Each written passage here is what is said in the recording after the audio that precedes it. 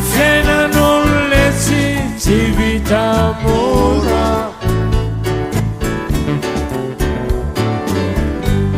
raha voasolona fakeo elabeny mpanakora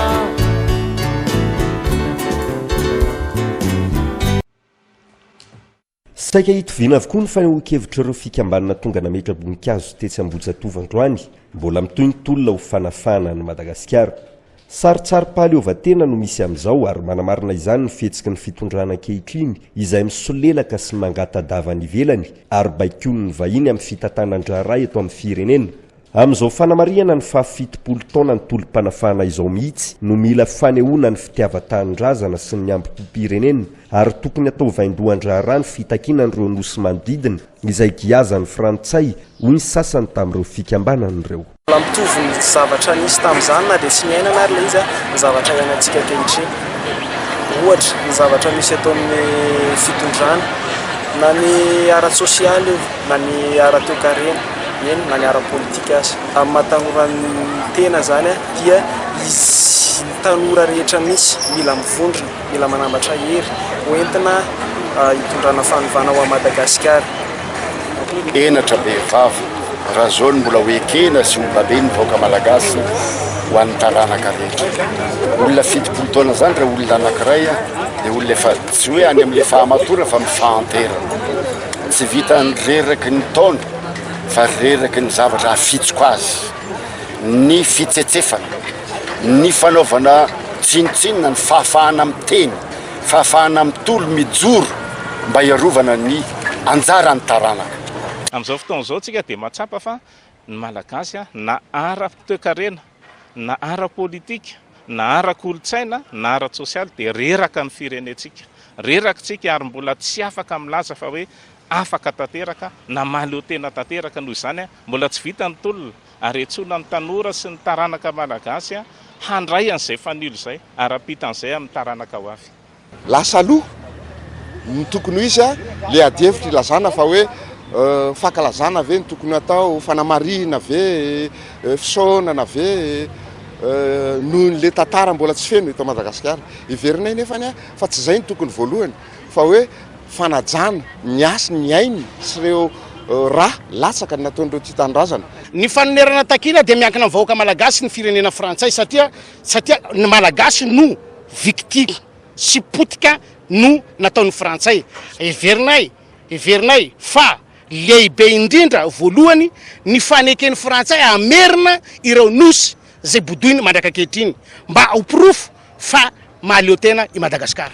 Vavaka fohy nefa mafonja no teny nivoaka tamin'ireto solom-bavam-bahoaka miaraka amin'ny président Andry Rajoelina nanamarika ny fa-70 taona ny tolona tamin'ny 1797.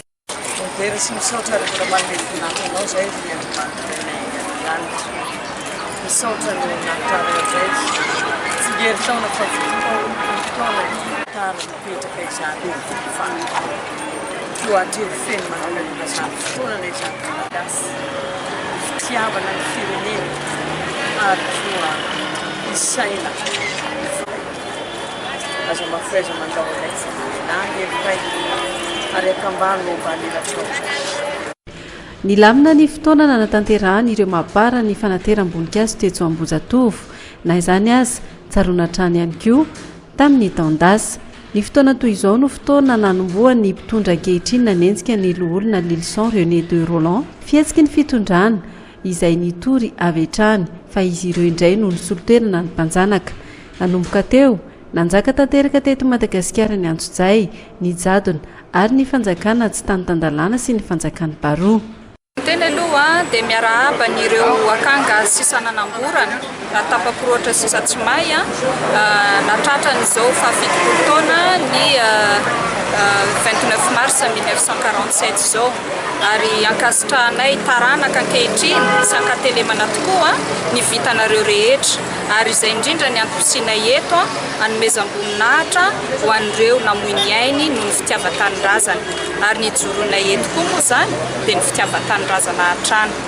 Araky ny fanontanianao dia hoe tamin'ny herintaona ohatr'izao a nisy ny antsoinjaina azo ny namanay parlementaire ao amin'ny chambre haute colonel Nilson de Laurent.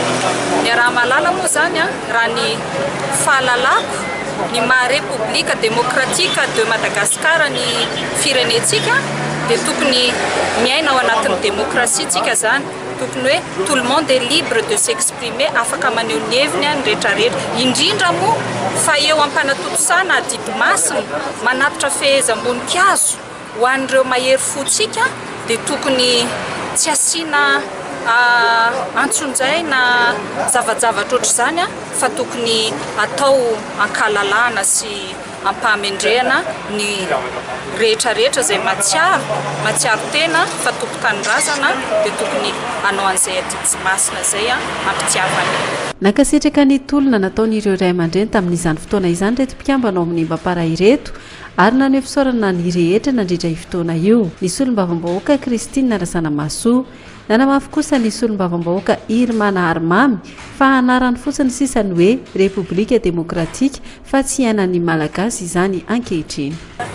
Ny tenako manokana aloha dia mahita fa tena mbola tsy mipetraka satria matoa misy foana ny fampitahorana sy ny sisa zany sy ny antsonjay dia nohon' izay tsy fisian'izay zavatra izay ary izay natonga anany niteny teo amboalohany teo hoe République démocratique malagasy misy eto Madagascar izany hoe miaina ao anatin'ny démocratie donc zany ny rehetrarehetra zany tokony hanana fahalalahana.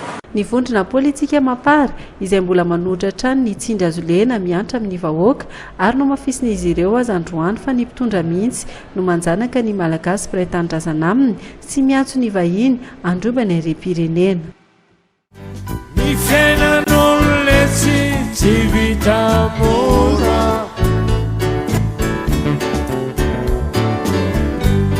raha voasolona fakeo ela beny